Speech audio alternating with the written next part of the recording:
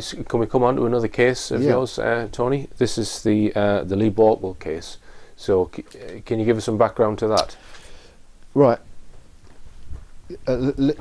Les Borkwell, the father of Lee Borkwell, was one of a number of people who approached me for help in the wake of the Michael Barrymore case, because obviously my name was coming up in the newspapers, and people thought, what my case is also one of injustice, and so a number of people came to see me and said, look, will you investigate my case as well? And one of those was Les Borkwell, and it's him and that case which has opened my eyes much wider to police corruption. In short, Lee Borkwell was found dead in a concrete mixer at 1 o'clock in the morning on the 18th of July 2002, and despite the most obvious signs that this was not an accident, the family concerned where the death took place maintained that it was an accident, and the police have religiously supported that right from the word go, a tragic accident. And really, this Les Borkwell for 4 or 5 years had been struggling hard to try and expose this, and it was in late 2006 that he came here to this house, and he actually met Terry Lubbock, in fact, and they had a good chat, the two of them. And Les Borkwell in effect said, look, will you have a look at my case, will you investigate it? And I've spent the last 6 years, one of the main things I've been doing the last 6 years is to thoroughly investigate that. And along the way, in the same way that I helped Terry Lubbock to apply to the IPCC, I also helped Les Borkwell. And similarly, because the allegations were so grave that the police had covered up what was not an accident, which was a deliberate killing, again the IPCC decided to investigate this themselves. To cut a long story short, it took the IPCC 4 years to investigate that, and in January 2012 the IPCC found against 8 mostly senior police officers 26 separate instances of misconduct, centred around what the IPCC called a seriously flawed investigation. Right. There's only 2 explanations as to why an investigation like that conducted by senior officers was seriously flawed. Either they were bungling incompetents who should never have been promoted, or they were corrupt. So is there any indication that the alleged perpetrators of that killing have got connections in the police for the Borkwell case? Nothing that can be proved beyond doubt. Right. But all kinds of evidence, some of which I can't speak about at the moment, but all kinds of indications point that way, shall we say? Right. That there's been that this family has got connections. Perhaps I could just mention one thing, Richard, and that is that one of the remarkable things about the evening on which Lee Borkwell was killed is that there exists a CCTV which was seized from the house. So that evening a CCTV camera was recording events on the road that leads to those bungalows where Lee Borkwell was killed. Yeah. Now on that video, on the CCTV, we see a known drugs courier and drugs dealer. I won't give his name, but we see him coming in a brand new black car, parking the car by the bungalow and opening it up with a case with packs of white powder in. Right. We then see known local drug dealers and drug users coming by car on site to buy these drugs. And they are people whose names are known to the police and what have you. Now, you've got to ask yourself, how can it be that a drugs deal like that, a drugs delivery like that, can be carried out so openly? And we do there get into the issue of police corruption, because the Les Borkwell was told by his son that by the people on this farm that they had an arrangement with corrupt officers at Grays Police Station, and that arrangement was that they would be tipped off. Right.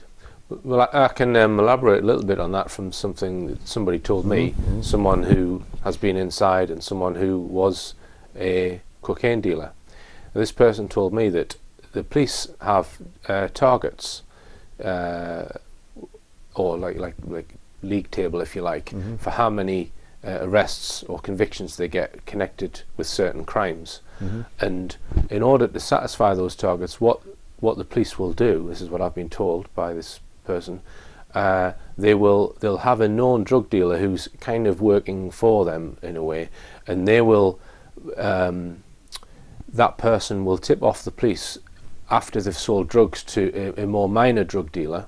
The police will then go and arrest. You'll say, oh, it's coming out of this pub at this time. I've just sold him these drugs. The minor drug dealer will get arrested, and they'll get a tick on the chart. So in effect, the more major drug dealer they're protecting in order to get statistics to show that they're busting all of these lower levels.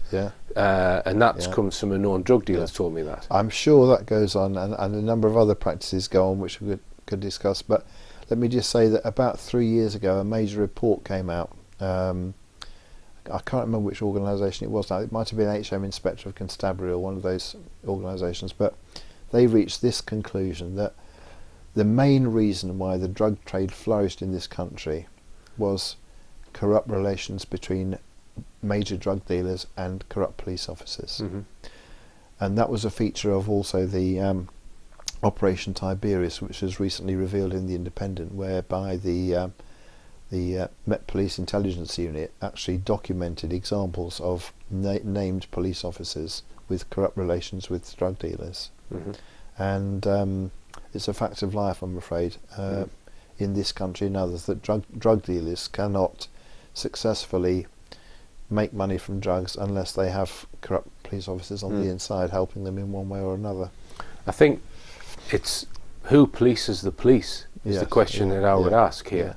I would agree with your general observation that the IPCC is worse than useless in a number of cases. I'm not necessarily saying they've been set up deliberately to smother things. It's just a hopelessly ineffective organisation. Let me just say to you that in Northern Ireland, a similar body to the IPCC was set up.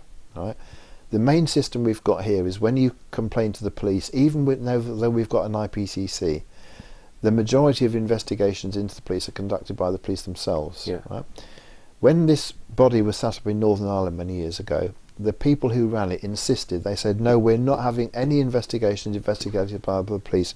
We are going to do it. We, the IPCC for Northern Ireland. And that was successful. They uncovered police corruption because they were entirely separate. The police were not allowed to investigate themselves. And that's still the root of the problem, really, that you know, what is the use of getting junior police officers in the professional standards departments to investigate their senior officers? It's obviously not going to work, is it? I mean, another case I don't know if you know much about is the Mark Duggan case. I do, yes. The lad who was shot. Yes. And then that was an IPCC possible cover-up. Well, I think did not the IPCC lie at one point in that investigation about the sequence of events? Right. Didn't they have to apologise, I think? I don't know the details of it. I think they did, yeah. Right. The Les Borquois case has opened my eyes and ears to police corruption. And what I would like to say to you is that I do believe it's one of the biggest issues in our society at the moment. It must be cut out. And in the last year or so, what have we had? We've had the police officers actively conspiring to get a cabinet minister dismissed from his post. These police officers are so powerful they could lie about what happened to Andrew Mitchell and cause him to resign. Now, that's a serious matter. The Plebgate? Yeah, the Plebgate thing. Yeah. It doesn't matter whether perhaps Andrew Mitchell might be an unpleasant character. It doesn't matter whether he's Conservative or Labour. It doesn't matter what the political party is. But what we've got in that case is police officers deliberately lying and fabricating evidence and causing a cabinet minister to resign. And we can't have that in this country. We can't have that. The Hillsborough disaster, right? Quite clear that right from the top, the people in South Yorkshire Police and in another police force systematically got police to lie and amend statements and manufacture them. And it's taken a body of Hillsborough families 26 years to uncover that. Dedicated work, you know, at their own expense and time and so on. We can't have that. We cannot have police officers who are allowed to lie, lose evidence, manufacture evidence and get away with it. And there are many other examples of how police officers have been corrupt for years and been allowed to get away with it. We must put a stop to it. I believe that Keith Vaz at the moment is heading up a House of Commons committee looking at police corruption, but it's inadequate. It's not. Yeah. And I don't know how to stop it, because if we don't deal with this now, we'll end up in 20 years' time in a Mexico situation where, you know, the drug barons virtually control the country. Yeah. Already they control the sale of drugs. They're not prosecuted. The major drugs barons, as you said earlier, they're not prosecuted. Yeah? And you know, drugs. There's a good reason why we control drugs, cannabis and cocaine and so on. They do damage to individuals and to the community as a whole. And right. Well, I would argue that cannabis does less damage than alcohol. Yeah, that's another debate. Another debate. Yeah, another debate. But thanks for speaking to me today, Tony. We are going to do another interview on an entirely different subject. But yeah, thanks for your time.